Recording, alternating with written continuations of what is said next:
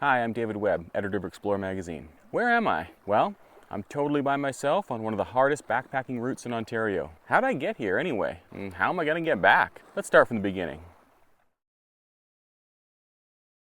Whew, it's been a long day. I've just flown from Vancouver to Sault Ste. Marie, Ontario. I've brought all my camping gear and I'm headed north to Lake Superior Provincial Park. I don't know what to expect. I've never been here before. I don't really know what the weather's gonna hold. I don't know what to see. I don't even really know what I'm gonna do. It's gonna be adventure no matter what. So I'm leaving the Sioux this morning. I just had breakfast at the Breakfast Pig, which is kind of a weird name, but it's really good food. Anyway, got some good news. There's tons to do today. Some bad news, it's pouring rain. So I hope I drive out of it. We'll see. 'Cause he's going the distance. So I'm actually at my first stop here. It's a collective of stores that's very eclectic and crazy, and I was told to stop, and it is must see, so you got to check it out.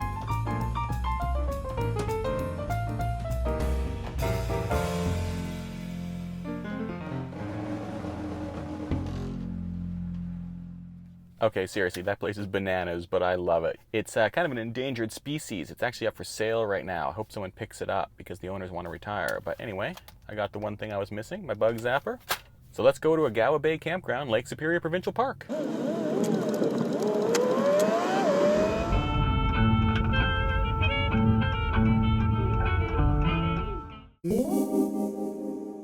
Pretty much set up, so hey, let's take a tour. Got my nice tent, got my hammock with a sunset view.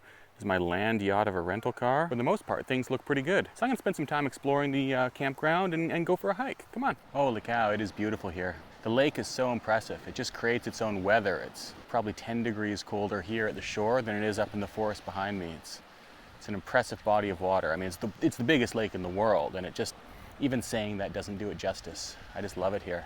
But you know, it's heating up. I better go put on a pair of shorts and do some hiking. So if you're wondering what that sign was for, it's for amazing pictographs that are down here on the lake shore. They're hundreds of years old and they're quite beautifully preserved, actually. It's worth noting too that you can only come and see it when it's calm and low. It's a little slippery, a little sketchy down here, so I can't film while I'm walking or I might end up in the lake and that'll be embarrassing. You might recognize that guy from the sign. See, it's quite the trail, and that's not even the slippery part. Gets a little trickier right there. The trail itself is only about 400 meters each way, so it's pretty easy to get to this point, but you have to be a little nimble to get to the actual pictographs. You know, when I think of Lake Superior, I don't often think of these beautiful sandy beaches, but here they are. I'm at Catherine Cove, and I'm going to do a little bit of a day hike on the famous coastal trail. It's normally a very demanding multi-day route, but unfortunately time's a little scarce for me, so I'm going to do a nice lengthy day hike on it and see what I see. I'm not worried. Are you worried?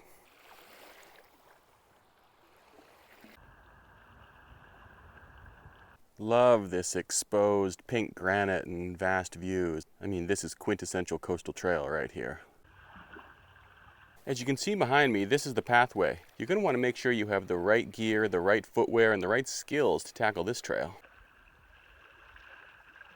So the crazy thing about the coastal trail is that it is so rugged that I'm honestly not sure if I'm still on the trail at this point in time. I've been just following the coast, which is the great thing about the coastal trails, is that as long as you keep Lake Superior to one side of you, you're not really going to get lost. You just have to keep your eye out for those blue trail markers, which I'm going to start doing right now. Okay, I kid you not, I was getting a little worried. That was a long stretch between trail markers. I mean, but look at this trail.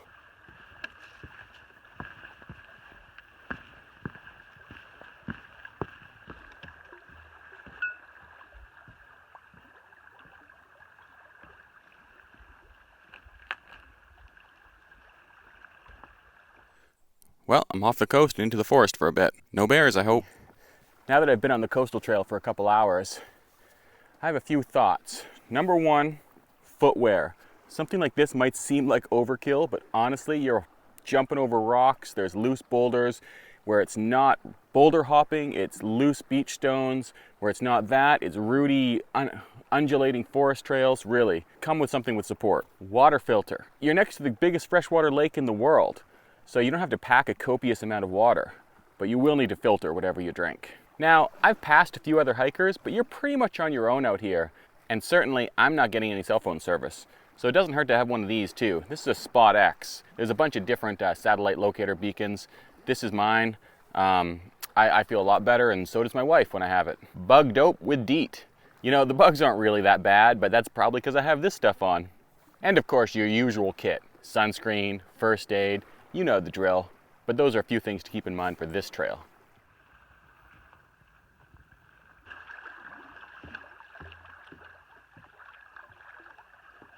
I think for my day hike, I'm gonna start turning around. The clouds are starting to roll in, and I need to get back to my campsite for dinner.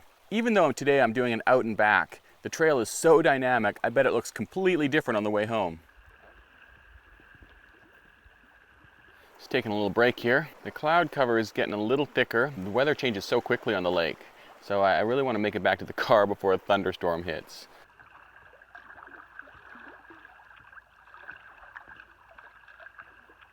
Well, that was exhausting, but honestly one of the coolest hiking trails I've ever been on. I've made it back safe and sound. I'm gonna eat this sandwich, and then I'm gonna take a nap.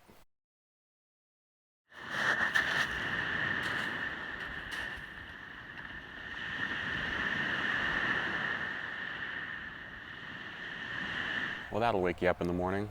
Actually, it was quite nice. And now I'm just enjoying my cup of morning coffee. You know, there's often a lot of debate about what to use for camp coffee. I actually like to keep it simple.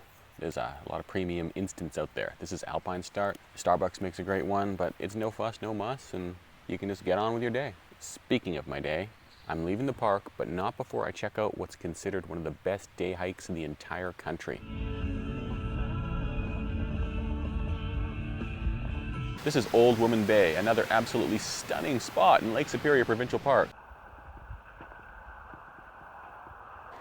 Nokomis. Nokomis. Don't you just love saying that? It's such a poetic word. So far, it's a pleasant walk in the woods, although I did encounter a teenager on the way in who said there are tons of rocks and you, quote, almost die halfway through.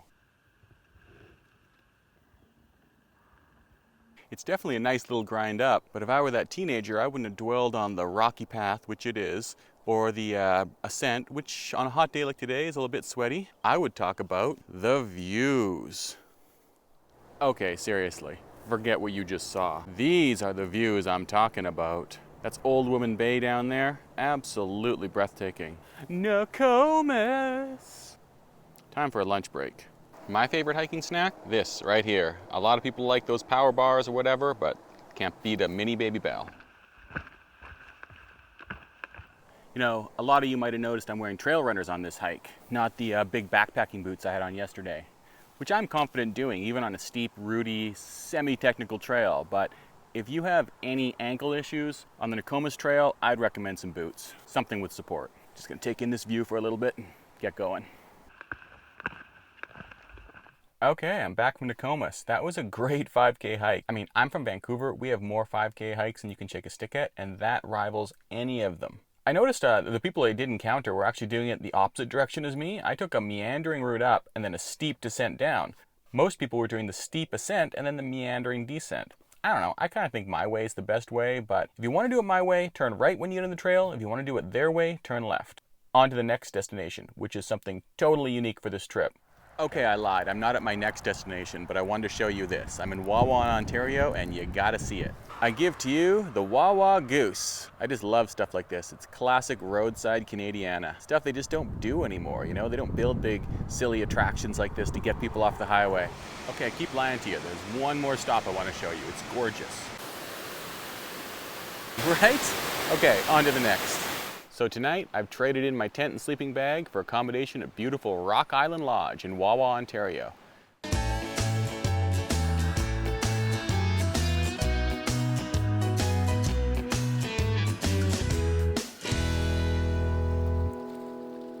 And tomorrow, I'm having a great adventure out there on the lake.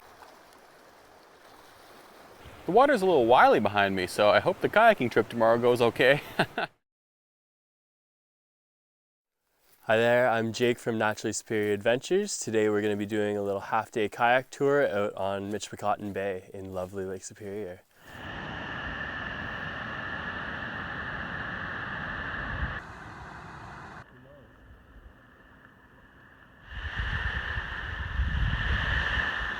As you can see, the waves are making things fun and interesting out there, but all in all, it's actually a really good day for paddling. Let's go for a little beach walk. A.Y. Jackson of the Group of Seven painted here. So it'll definitely be an interesting paddle back. It's getting a little funky out here. Let's see if I can't make it back in one piece. So I'm back from the kayaking trip, all warm and dry now. But if you're wondering why I wasn't filming much on the way back, well, that's basically what we were up against. You gotta know on Lake Superior, it's a dynamic, exciting environment, and that's what makes it so great to paddle. You know, when it comes to kayaking, I actually prefer that over just a flat, calm, sunny day anyway. It's more exciting.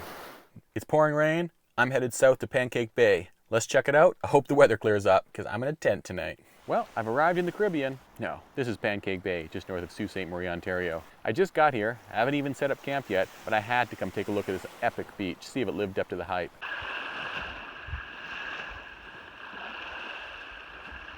Well, it's my last night on the north shore of Lake Superior. It's been a whirlwind 5 days, and Pancake Bay is a nice serene spot to think about what I've seen, what I've learned. Coming from the west coast, there's a familiarity about the north coast of Superior. It's another great coast of Canada. But the lake has a spirit all its own. It's temperamental.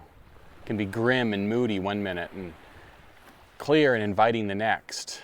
And the wilderness here is vast and just unending. There's just boundless potential for exploration and adventure. It's no wonder so many people come here from around the world. And it's such a storied part of Canada. Right now I'm looking out into Whitefish Bay, which is where the Edmund Fitzgerald would have made it had it put 16 more miles behind her. Maybe you have to be Canadian to get that. 5 days is not long enough. Spend a lifetime exploring this area. Speaking of exploring, I need to go explore Pancake Bay, or else I'm just going to sit here on the beach all night. And while that does sound inviting, I think there's more to this park. So I'm pretty sure I'm on the nature trail right now. I say pretty sure because it wasn't well marked or really marked at all. However, it's in nature, it's a trail. How bad could it be? It should be a nice 3-kilometer jaunt through the woods. The signature hiking trail of the area is the Edmund Fitzgerald Leuco Trail. It's between 7 and 14 kilometers long, depending on the loop you take. I arrived too late in the evening to start it today. I'm hoping to be able to squeeze it in tomorrow before my flight leaves, but I'm not so sure. But you know, there's something to be said for leaving something to come back to. This is classic Shinrin-yoku, or forest bathing territory. I'm going to put the camera away for a little bit and just try and be in the moment. Well, this kind of came out of nowhere. Lots of variation for just 3 kilometers. Oh, and with apologies to Ontario Parks, it's probably better marked than I thought. I seem to be doing it backwards.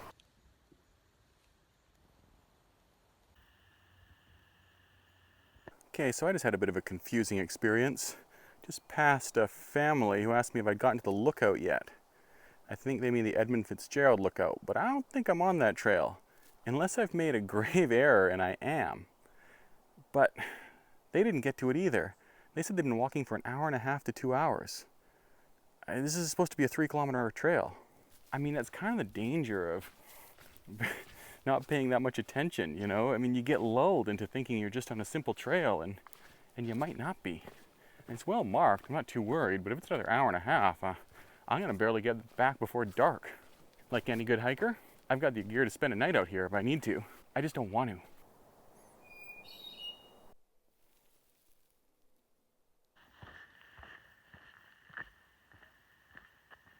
I mean, I'm quite sure I'm on the right path. I think they're crazy. They weren't walking for an hour and a half to 2 hours. Okay, I'm coming to the end of the trail now. That family I passed, that was 25 minutes ago. So it's still a bit of a mystery what they're up to, but for me, I'm gonna go fry up some sausages for dinner and call it a night. And this will be my view.